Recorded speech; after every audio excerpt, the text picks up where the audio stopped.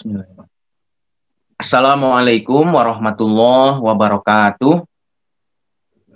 Bismillah, alhamdulillah, wassalatu wassalamu ala sayyidina Muhammad Rasulillah wa ala alihi wa sahabatihi wa mawalah amma ba'du.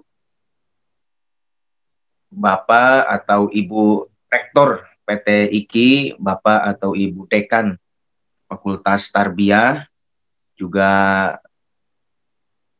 Bapak Ibu dosen PT IKI, dan juga teman saya Kang Rijal. Hatur nuhun sekali, tadi saya menyimak dari awal sampai akhir, cuma tadi saya nggak mengaktifkan videonya karena sambil makan.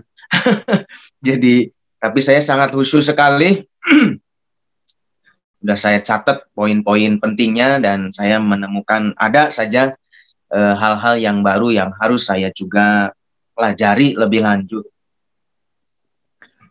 Saya juga berterima kasih sama Mas Rocky, ini Pak dosen, Kang Jamil juga, yang kita sudah kenal lama.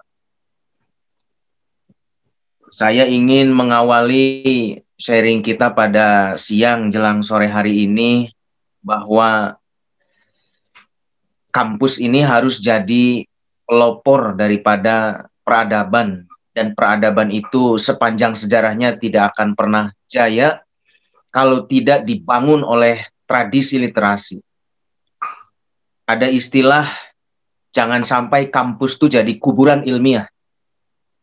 Jadi angker, orangnya kayak cendekiawan tapi isinya mayit semua, kan serem. Masa ada kuburan ilmiah, ini serem banget. Saya dapat istilah itu dari mana saya lupa, tetapi ini sangat makjleb sekali bahwa siang hari ini harus saya tegaskan, kalau ada mahasiswa, dosen yang kerjaannya cuma bolak-balik kampus, ini kalau nggak ada pandemi ya, itu sesungguhnya ngampusnya udahan aja.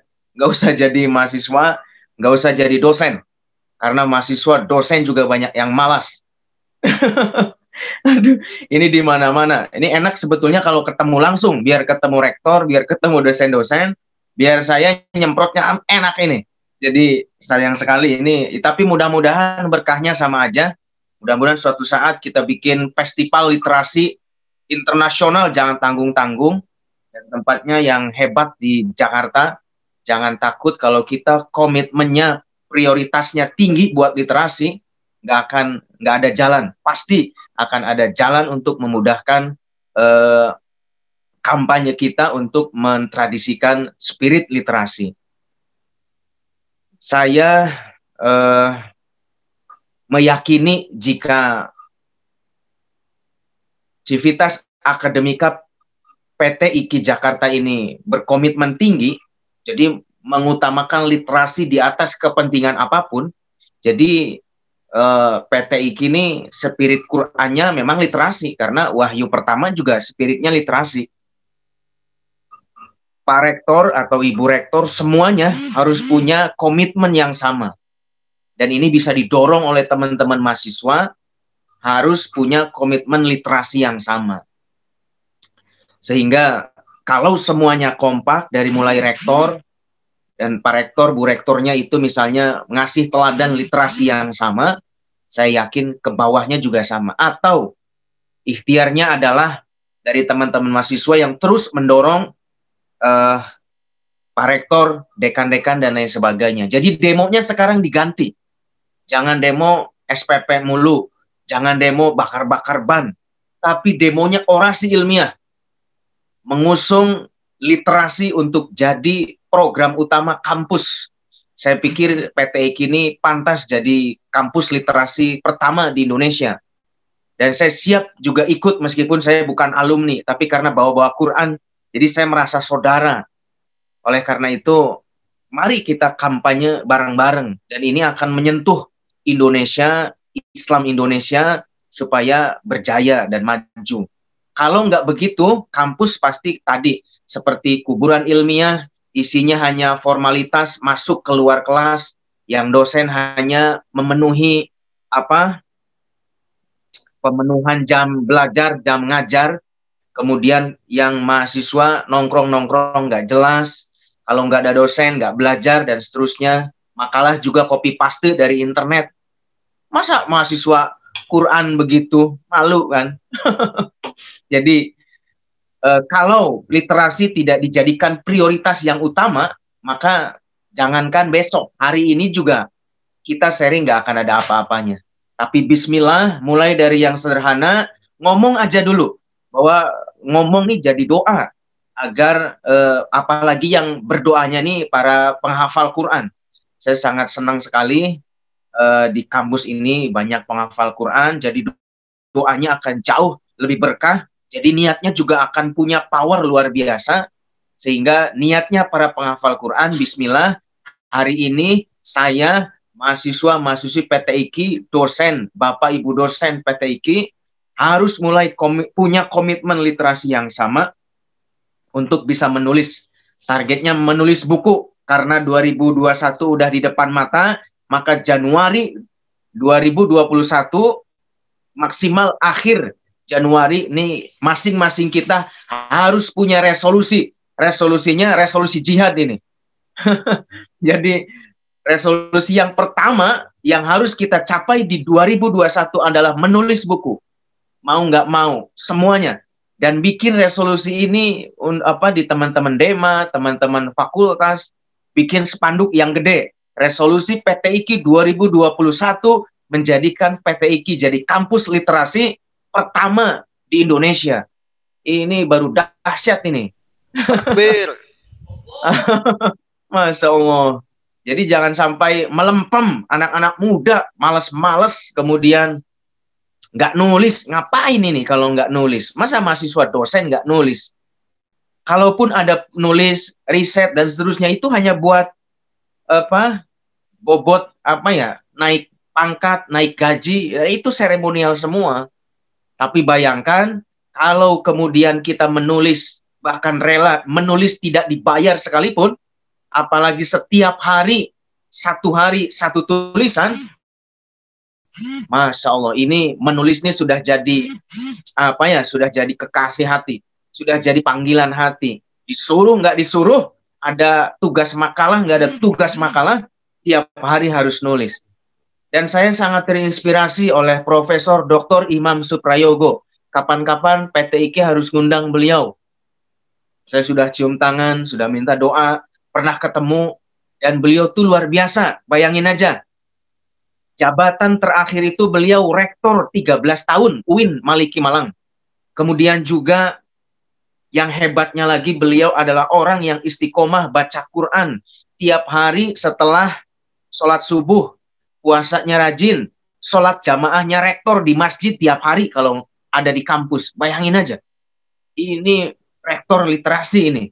Kemudian juga insan literasi beneran. Makanya saya nggak tanggung-tanggung, bayangin aja, Profesor Imam Suprayogo sampai hari ini, tiap hari istiqomah menulis satu hari satu tulisan. Sampai hari ini. Dan beliau adalah satu-satunya orang yang pernah dapat rekor muri untuk 1 tahun, 3 tahun, entah berapa tahun sampai hari ini, mendapatkan rekor muri menulis setiap hari tanpa jeda. Bayangin aja. Coba kita merenung. Saya nih merenung, kok ada rektor yang hebat begitu? Belum lagi ngurusin kampus. Sekarang UIN Malang nih kampus internasional rujukan semua UIN di Indonesia. Kemudian juga aktivitas Prof. Imam ini di luar dan di dalam negeri. Jaringannya luar biasa. Ngurus keluarga, ngurus cucu, dan lain sebagainya. Kok kepikiran nulis gitu loh. Gila ini rektor nih. Gila banget. Makanya saya merenung. Profesor sudah sepuh, saya masih muda. Profesor rektor, saya bukan rektor. Profesor sudah punya cucu, saya belum punya cucu. Beliau keliling di luar negeri, naik pesawat, terus bisa menulis. Saya jadi merenung, rektor bukan, punya cucu juga enggak, sibuk juga enggak, kaya juga enggak. Aduh, gawat ini. Makanya sejak saat itu, kalau nggak salah 2017, saya melakukan deklarasi diri Ya Allah, berikan saya kekuatan mulai hari ini. Saya harus nulis satu hari satu tulisan. Dan alhamdulillah sampai hari ini tahadus binikmah seperti tadi disampaikan oleh Kang Rijal, kalau nggak nulis tuh nggak asik. Kalau nggak nulis tuh, aduh, pokoknya nggak menemukan hakikat hidup, nggak menemukan ruh hidup, seolah-olah ruh dan jasad tuh terpisah. Sehingga dari proses menulis itu, saya udah nggak mikir nulis nih diterbitkan atau enggak, dapat uang atau enggak, pokoknya nulis aja. Dan nggak kerasa tuh, Juli 2012, ketika saya menulis, ya karena sama kita mahasiswa dulu, ketika realitas kampusnya seperti kuburan ilmiah itu, saya nggak punya temen gitu. Tapi saya coba terus, saya baca buku-buku Gus Dur, buku-buku Kang Jalal, buku-buku Prof. Kures, Prof. Harun Nasution, kemudian juga saya dulu malah saking haus ilmunya ketika jaringan Islam liberal, Gus Ulil, Cak Muksid, Lutfi Asaukani, semua itu orang-orang liberal semua, padahal orang-orang kita semua isinya, Masya Allah, saya menemukan kenikmatan yang luar biasa. Sampai terakhir perjalanan literasi saya itu harus belajar sama teman-teman hijrah, sampai saya harus berusaha dekat, jangan sampai katanya betapa produktifnya misalnya Ustadz Felix Yao, kemudian juga Ipo Santosa, Asma Nadia yang diasosiasikan sebagai penulis teman-teman hijrah. Dan saya teliti baca semua buku-bukunya supaya jangan katanya. Saya harus jadi perangkul semua kelompok, semua komunitas. Jangan sampai saya fanatik, saya santri, saya dari pelajar aktif di IPNU, sekarang di LDNU, tapi bagaimana caranya da'inya literasi dan juga bisa akur dengan siapapun. Apalagi belakangan ini kan kita ribet banget nih, umat Islam ribet dan ribut sendiri. Di medsos tadi ada yang komen bagaimana merespon provokasi ini udah nggak benar. Makanya saya berharap dan saya berdoa mudah-mudahan teman-teman mahasiswa di PTIK ini jadi rahmatan lil alamin, rahmatan lil medsos, supaya medsos adem, ada yang panas kita ademin, ada yang ribet kita urai. Ini semuanya adalah bahan bakarnya adalah literasi. Baca buku tiap hari, menulis tiap hari. Jadi jangan cuma maunya aja. Kalau kita nggak baca, ya kita nggak akan bisa menulis. Jadi pastikan teman-teman, Kang, kalau baca buku tuh ngantuk, ya pokoknya pegang aja dulu. Tiap hari mau rebahan, mau tidur, mau ke toilet, mau makan, pegang aja dulu bukunya. Mau ke kampus, mau ke pasar. Percis saya dulu begitu. Kok naik angkot, ngantri di pesantren, kemudian pas mandi, sambil ngantuk-ngantuk, pegang aja bukunya. Mau naik motor, di jok bawa motor, nggak bawa tas misalnya. Di tasnya selalu bawa buku. Di angkot bawa buku. Ke mall bawa buku. Jadi bangga gitu loh. Bayangin aja, sekarang nggak ada kayak ke mall yang bawa buku. Nongkrongnya di coffee shop silahkan. Di kafe silahkan. Di restoran, di hotel, di mana-mana. Tapi pegangnya buku. Silahkan berdebat. Silahkan kita sharing. Silahkan kita update pengetahuannya. Itu baru saya pikir namanya mahasiswa sejati tuh. Sehingga dari pengalaman Profesor Imam Suprayogo, mari, karena menulis itu bukan bakat. Ini saya bicara sharingnya loncat-loncat nggak apa-apa deh, biar asik. Dan saya katakan sekali lagi, menulis itu bukan bakat. Jadi kalau kata pepatah bilang mah, bisa karena biasa. Siapapun yang merutinkan menulis, pasti bisa menulis. Kang, saya harus mulai dari mana dulu? Tulis aja kata saya. Kalau mau nulis. Selesai ini, saya kasih PR. Saya kasih PR. Dan nanti yang bisa memenuhi PR ini, hadiahnya diambil dari Pak dosen Dr. Jamil. Saya sudah ngomong, itu nanti kasih hadiah tuh. Buku-bukunya saya bilang. Jadi, PR-nya nulis, minimalnya tentang pengalaman pekan literasi ini. Bisa jadi, ya kita dari yang sederhana dulu. Masa tiba-tiba baca enggak, tiba-tiba pengen bukunya bestseller. Kan ngimpi gitu loh. Jadi ngimpi juga kira-kira. Makanya PR-nya sekali lagi, teman-teman tulis judulnya, misalnya Pekan Literasi PTIQ yang Asyik. Judulnya begitu. Atau misalnya judulnya apa namanya, Resolusi Literasiku 2021. Kemudian macam-macam deh. Kemudian gimana Kang kata awal yang harus ditulis? Tulis kata saya. Saya namanya ini. Tadi pagi. Makanya betul, saya sebetulnya sedang mempersiapkan naskah. Nulis semudah ngobrol. Jadi tadi ada Kang Rizal juga ngomong. Memang nulis itu semudah ngobrol. Yang kita ngobrol aja. Orang yang bisa ngobrol pasti bisa menulis. Dan belajarnya saya mah dari tulisan orang. Saya pelajari betul tulisan-tulisan Prof. Komarudin Hidayat di koran-koran Kompas. Buku-bukunya saya beli. Saya teliti dari bikin judul. Prof. Komar itu gimana sih kalau bikin judul? Saya renungkan, saya bacain Fatihah, saya baca sholawat gitu loh. Ya Allah, saya pengen bisa menulis judul aja dulu kayak Prof. Komar. Suatu saat saya harus tembus Kompas, koran Kompas. Nah, kira-kira tembus nggak waktu itu? Masya Allah, itu saya waktu tulisannya tembus di koran Kompas, malah itu bersorak-sorai luar biasa. Ternyata aksi sambatan saya, sholawat saya kepada Prof. Komar ternyata kena itu. Alhamdulillah. Jadi waktu itu pertama kali nulis di Kompas dan tembus itu serasa uji nyali tulisan saya itu sudah menembus level Kompas. Jadi siapapun yang mau uji nyali, tadi kan ada yang bilang, katanya harus ingin ikut selera pembaca. Makanya kirim ke koran. Dulu saya di Cirebon, ada 4 koran lokal. 1 minggu saya nulis 4 tulisan. 1 lembar setengah dikirim setiap jam 4 sore. Besoknya dijamin itu terbit semua di 4 koran. Selama 2 tahun. Itu awalnya saya juga ditolak, nggak ada jawaban, dicuekin. Ya kesel juga, bayangin aja udah capek-capek nulis, tapi nggak diterima. Boro-boro dapat honor, dibalas aja enggak. Aduh, ampun.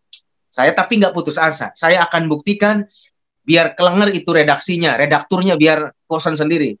Saya terus yakin, saya terus doa, saya terus nulis. Akhirnya tulisan pertama saya diterbitkan di Radar Cirebon, dan saat itu saya yakin sekalinya saya diterbitkan di Radar, pasti koran-koran yang lain juga akan menerima saya. Di Republika, di NU Online, ikut lomba menulis, ya banyak kalahnya. Tapi alhamdulillah ya ada menangnya, biar nggak malu-malu amat. Jadi itu teman-teman, sebetulnya tidak ada yang ribet di dunia ini. Orang yang menulis itu adalah orang yang ahli sabar. Orang yang ahli sabar adalah orang yang akan ahli dalam segala hal. Catat baik-baik ini quote-nya. Orang yang ahli menulis adalah orang yang ahli sabar. Orang yang ahli sabar adalah orang yang akan ahli dalam segala hal. Masya Allah, ini dahsyat sekali ini. Jadi, apa namanya, kalau misalnya lagi telat uang bulanannya, lagi nggak punya duit, ini udah akhir tahun, udah menjelang akhir Desember, awas, biasanya teman-teman yang ngekos, yang mondok, itu. Tapi kalau orang menulis, rizkinya ada aja insya Allah. Saya bilang ini sumber segala kehidupan, sumber segala kebahagiaan, nulis itu. Kalau menulis dijadikan prioritas sebagaimana kita butuh akan makan, saya yakin jangankan mahasiswa yang tiap harinya juga menulis makalah. Ada komunitas namanya IIDN, ibu-ibu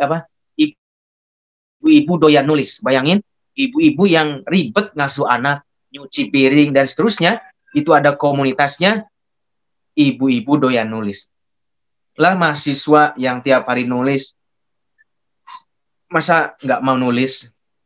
Nih kalau kata dosen saya mah diludahin sama ontak nanti. Bawa-bawa, apalagi teman-teman mahasiswa PTIQ bawa-bawa Quran. Ayo buktikan, divisualisasi teman-teman, diafirmasi, diyakin-yakinin.